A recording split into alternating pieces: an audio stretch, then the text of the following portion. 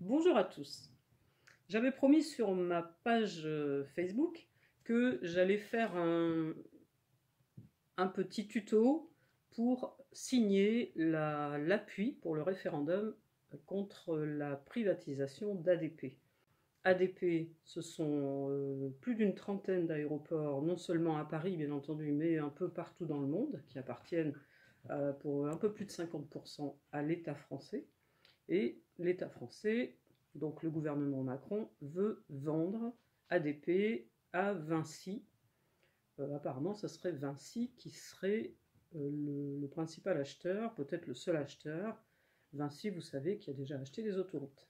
Pour avoir un référendum qui s'appelle un référendum d'initiative partagée, c'est partagé entre en fait la demande des députés et le peuple, la demande des électeurs.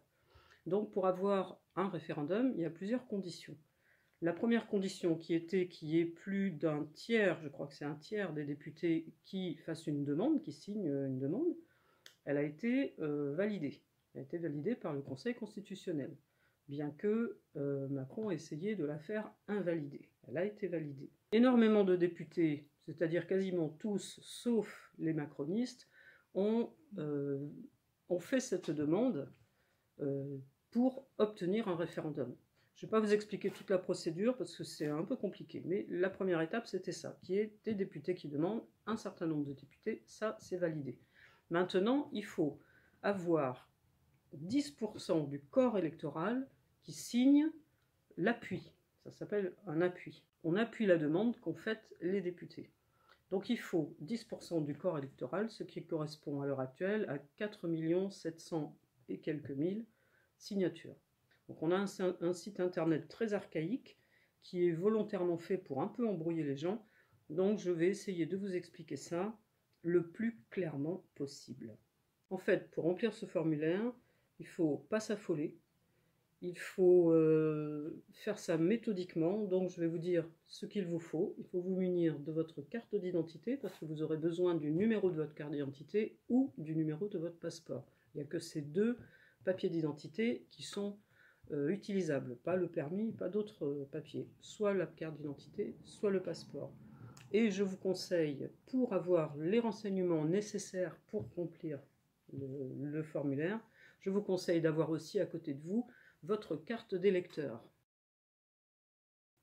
Donc vous allez sur le site référendum.intérieur.gouv.fr, je vous le mettrai en bas, et vous tombez sur une page avec plusieurs propositions.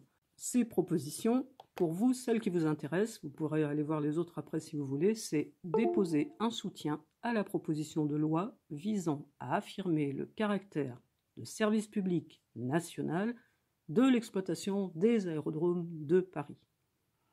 C'est volontairement des phrases un petit peu ambiguës, on n'est pas bien sûr, mais c'est celle-là qui vous intéresse et vous allez cliquer sur le lien que j'ai entouré. Vous tombez donc ensuite sur la confirmation que vous voulez bien déposer un soutien à une proposition de loi référendaire.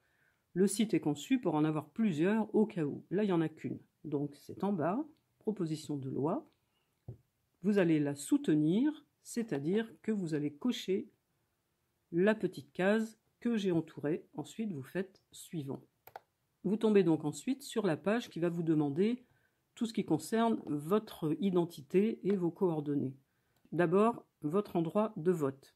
En France, à l'étranger, votre département où vous votez et la commune dans laquelle vous votez.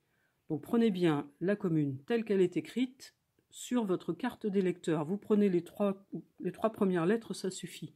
Si vous écrivez pas trop vite, vous allez avoir un menu déroulant qui va vous proposer toutes les communes qui commencent par les 3 lettres que vous avez données. Je vous parlerai du numéro qui s'oppose ensuite. Vos noms, prénoms.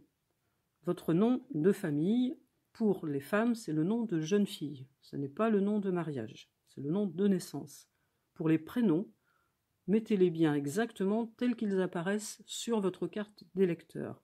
Si c'est un prénom composé, admettons Jean-Luc par exemple, vous mettez bien le tiret. Et si c'est une suite de prénoms, vous mettez pas de virgule, pas de tiret, juste un espace entre les prénoms. Bon, votre date de naissance, c'est pas compliqué, le pays de naissance, Après, le département de naissance et la commune de naissance. Pour la commune de naissance, ça peut poser problème si votre commune a changé de nom depuis que vous êtes né. Vous connaissez votre commune de naissance, mais il se peut qu'elle ait changé de nom. J'ai eu l'exemple d'une personne qui me dit « j'arrive pas à faire mon papier et je suis né à Arroux ». Donc j'ai cherché Arroux dans Wikipédia. En fait, c'est peut-être le plus simple, parce que dans Wikipédia, toutes les communes sont répertoriées avec leur vrai nom, leur nom actuel. Donc là, cette commune, Arroux, dans le 28, s'appelle maintenant Commune Nouvelle d'Arroux. Ce qui fait que même si elle mettait les premières lettres, A, 2 R, elle ne tombait pas sur sa commune. Donc, elle ne la trouvait pas. C'est comme si elle n'existait pas. Donc, c'est possible. À ce moment-là, vous recherchez dans Wikipédia votre commune, vous notez bien le nouveau nom de la commune et le chiffre que vous avez derrière, le nombre, aussi bien pour la commune de naissance que pour la commune de vote, c'est le code INSEE de la commune. Ce n'est pas le code postal, c'est pas le même. Voilà, c'est un code qui répertorie les communes bien avant qu'existe le code postal. Après, vous cliquez sur Suivant et on va vous demander votre identité, de prouver votre identité. Donc on va vous demander soit la carte nationale d'identité, soit le passeport, le numéro. Il y a un petit dessin, hein, je ne l'ai pas mis moi, c'est pas la peine, puisque quand vous allez sur le site, ça vous montre bien à quel endroit trouver le numéro. Donc ça, c'est pas difficile. Vous mettez bien votre numéro, le département de délivrance, il est écrit sur votre carte, et on vous demande une adresse email. Ensuite, vous faites valider le soutien. Et là, moi, ça m'a pris plusieurs fois pour pouvoir valider ce soutien. J'ai dû recliquer plusieurs fois, la page me revenait toujours pareil. Donc, mais sans me donner une erreur, sans me dire par exemple vous n'êtes pas inscrit sur les listes électorales, juste ça me remettait la même page. Ça la relançait bien, je voyais que la page se relançait, mais j'avais toujours la même chose. Donc je l'ai fait plusieurs fois. J'ai écrit mon nom tout en majuscule pour voir si ça faisait une différence. Ça n'a pas vraiment fait la différence. Il a fallu encore 2-3 fois avant qu'enfin mon récapitulatif de saisie apparaisse. Donc le récapitulatif, vous devez aussi le confirmer. Vous regardez bien que tout est bien, hein, que vous n'avez pas fait d'erreur, et vous confirmez. Pour confirmer, vous allez devoir écrire en faisant attention aux majuscules, minuscules, le code qui vous est proposé. Voilà, donc si vous n'arrivez pas bien à le lire, cliquez sur Autre image, parce que quelquefois on n'est pas sûr. Donc cliquez sur Autre image et vous les écrivez dessous, et oui, confirmez mon soutien. Et normalement, si tout va bien, et normalement tout devra aller bien, vous allez avoir la confirmation avec votre soutien a bien été pris en compte, et on va vous proposer de télécharger le récépissé. Donc il faut le faire. Mais avant de le télécharger, notez ce numéro qui est sur la droite, parce qu'il paraît qu'il y a des personnes qui ont eu du mal à le télécharger. Pour moi, ça s'est bien passé. Donc voilà, et une fois que vous avez téléchargé le récépissé en PDF, vous pouvez l'ouvrir avec votre ordinateur et vous avez le récapitulatif avec le numéro de récépissé et tous les renseignements que vous avez donnés. Moi, je l'ai fait rapidement.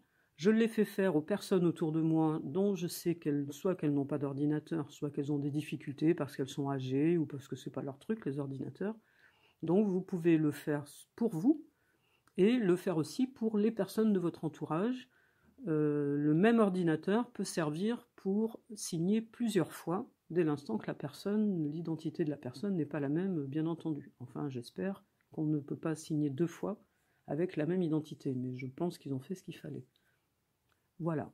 Donc, j'espère que ce que j'ai expliqué là va vous aider. Donc, je vous remercie de m'avoir écouté. Je sais qu'en ce moment, je fais un peu moins de vidéos. Bon, il y a des choses qui ont un peu changé dans ma vie, donc j'ai moins de temps. Et je vais essayer de m'organiser pour recommencer à faire des vidéos. J'ai des projets un petit peu différents. J'ai des idées de thèmes, faire des choses peut-être plus ciblées, enfin, des sortes d'émissions, quoi.